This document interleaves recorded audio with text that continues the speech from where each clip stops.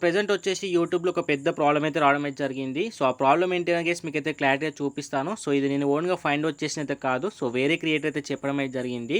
But తను వచ్చేసి ఏందంటే హిందీలో చెప్పాడు. బట్ మన తెలుగు కమ్యూనిటీ వాళ్ళకి కూడా రీచ్ అవ్వాలని చెప్పేసి ఈరోజు గైస్ నేను ఈ వీడియో అయితే చెప్తున్నాను. అదేంటి అంటే గైస్ మీరైతే యూట్యూబ్ అప్లికేషన్ ఓపెన్ చేసుకున్న తర్వాత ఏదో ఒక క్రియేటర్ యొక్క నేమ్ అనేది మీరు సెర్చ్‌లో అయితే సెర్చ్ చేయండి. సెర్చ్ చేసిన తర్వాత గైస్ వాళ్ళ యొక్క ఛానల్ అది ఓపెన్ చేసుకోండి గైస్. ఓపెన్ చేస్తే ఏందంటే వాళ్ళ యొక్క ఛానల్ నేమ్ పక్కన మనకు మ్యూజిక్ సింబల్ అయితే కనిపిస్తుంది గైస్. ఒకసారి మీరు క్లారిటీగా చెక్ చేసుకోండి.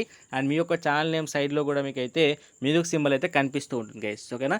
ఇక్కడ గైస్ ఈ విధంగా గనుక మ్యూజిక్ సింబల్ ఉంటే ఏందంటే ఈ complete category related to music అని చెప్పేసి అర్థం గైస్. ఒకవేళ వీళ్ళు వ్లాగింగ్ చేసినా సరే, లేకపోతే మన టెక్ వీడియోస్ కానీ, ఫ్యాషన్ రిలేటెడ్ వీడియోస్ చేసినా సరే, ఒకవేళ మన ఛానల్ పక్కన మ్యూజిక్ సింబల్ కనుక ఉంటే ఏందంటే కంప్లీట్‌గా మ్యూజిక్ రిలేటెడ్ కేటగిరీలో మన వీడియోస్ అనేవి షో అవుతాయి. అలాంటప్పుడు ఎక్కువగా ఎవరైతే మ్యూజిక్ వింటారో వాళ్ళకి మన వీడియోస్ షో అయినప్పుడు వాళ్ళు మన వీడియోస్ పైన ఇంట్రెస్ట్ చూపించారు గైస్. ఓకేనా?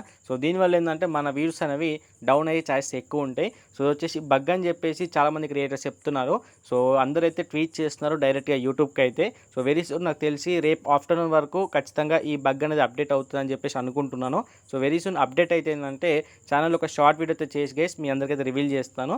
అక్కడ మీరైతే క్లారిటీ అయితే చెక్ చేసుకోవచ్చు గైస్. ఓకేనా? ఒక చిన్న video but information video guys. దీని విషయంలో ఎటువంటి ప్రాబ్లమ్ ఫేస్ చేయాల్సిన అవసరం అయితే లేదు గైస్. ఓకేనా?